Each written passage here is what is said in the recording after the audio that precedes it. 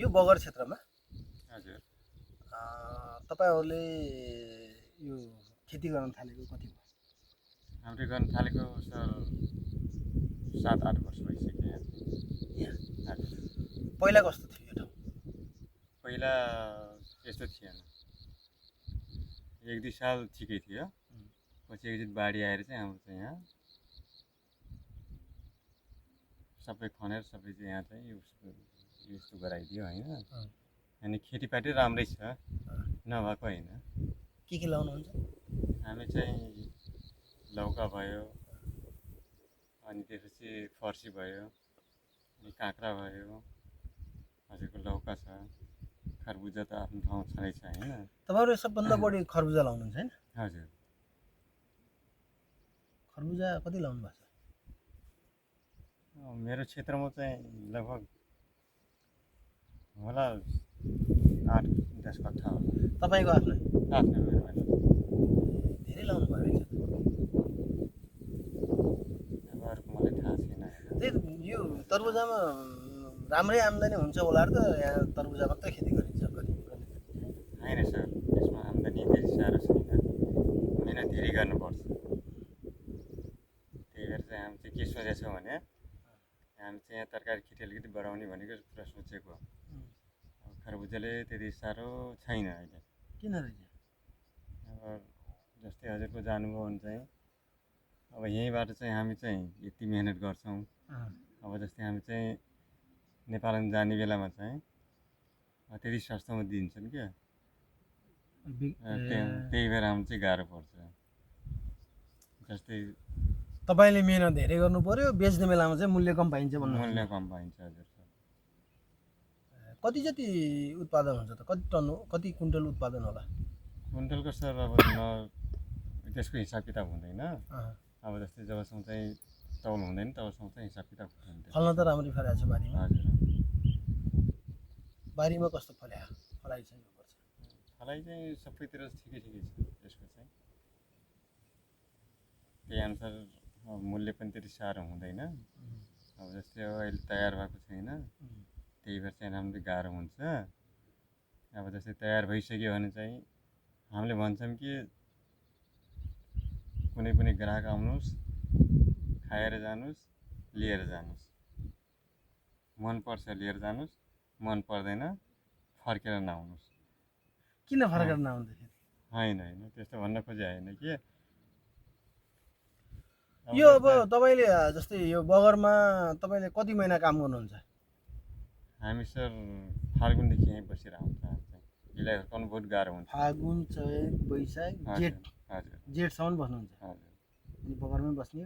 हजुर राति यहीँ बस्नुपर्छ यसलाई जस्तै हामी चाहिँ एउटा बच्चा हुर्काउने बेलामा चाहिँ त्यति गाह्रो हुँदैन यसलाई यति गाह्रो हुन्छ हुर्काउनुलाई।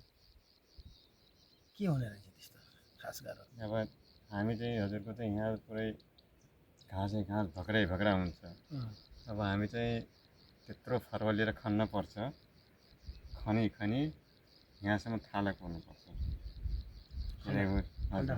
यसको चाहिँ यसलाई चाहिँ लाउनुलाई यहाँसम्म।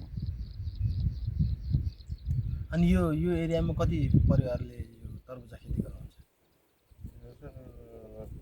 परिवार त मलाई थाहा भएन सर। कति घर होला? घर त छन् जहाँ झोपडी छ त्यही घरको मान्छे 30-40 होला नि लगभग। सबैले खरबुजा लाउने हो? अब त्यही गरे होला कसैले तरकारी लाछ कसैले चाहिँ खरबुजै लाछन् कसैले के लाछन् हेर्नै पर्छ। हजुर कति जति चाहिँ आम्दानी होला जस्तो छ यो वर्ष? आम्दानी भनेको अब रेट तोकेको भनेको चाहिँ 80 हो खरबुजाको। हजुर कसले तोक्छ रेट?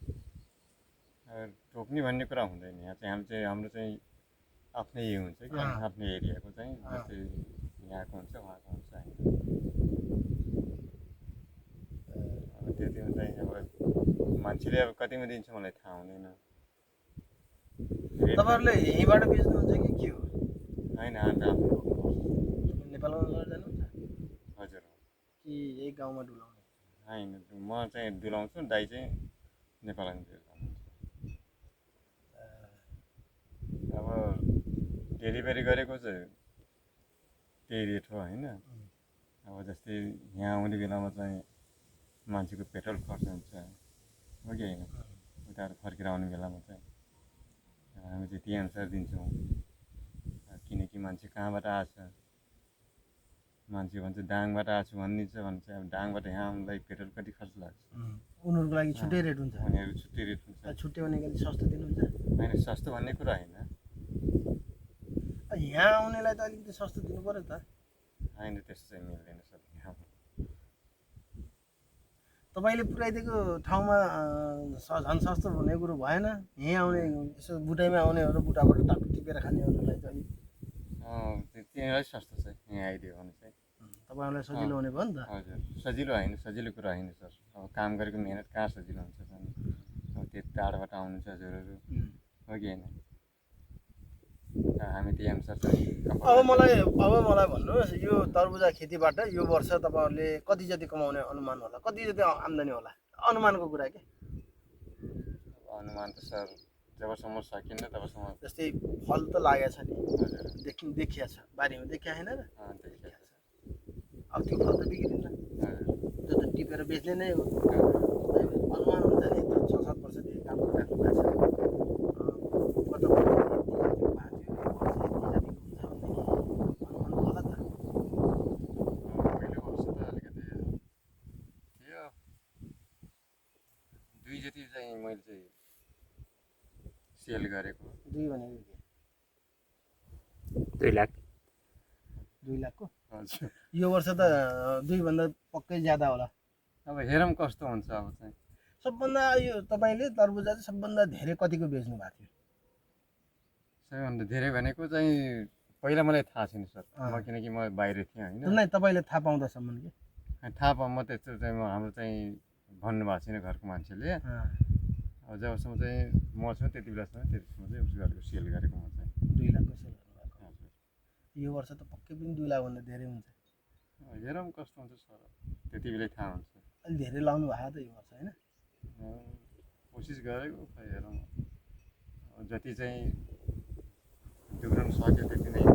जस्तै मानौँ 2 लाखको तपाईँको बिक्री गर्नुभयो भनेपछि हजुर। तपाईँलाई नाफा हुने चाहिँ कति हो? यसमा त तपाईँको बिउ लाग्यो होला, मल लाग्यो होला, तपाईँको दुःख लाग्यो होला। नाफा भनेको हजुरको चाहिँ धेरै हुन्छ। तपाईँको चाहिँ त्यहीमा चाहिँ 75 चाहिँ कहीँ खर्च हुन्छ नै, खर्च होइन हाम्रो चाहिँ बाँकी सबै खर्च हो। मान्छे लाउनु पर्छ यहाँ चाहिँ, सँगसँगै चाहिँ गर्ने मान्छेलाई त्यति साह्रो फाइदा छैन कि सर। मान्छे आउँछन् सँगसँगै आउँछन् काम गरिदिन्छन् होइन। अब उसलाई चाहिँ अब साँझ बिहानै खुलाउनु पर्छ। अब तरबुजा? हजुर तरबुजा खुलाउने? तरबुजा खुलाउने होइन, लगाउने मान्छेलाई।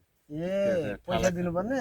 हजुर पैसा दिनु पर्दैन भन्नाले त्यो खादसाद हाल्ने बेलामा, मल हाल्ने बेलामा, औषधी नास्ता पानी खुलाउने? नास्ता पानी खुलाउँदाखेरि चाहिँ हाम्रो चाहिँ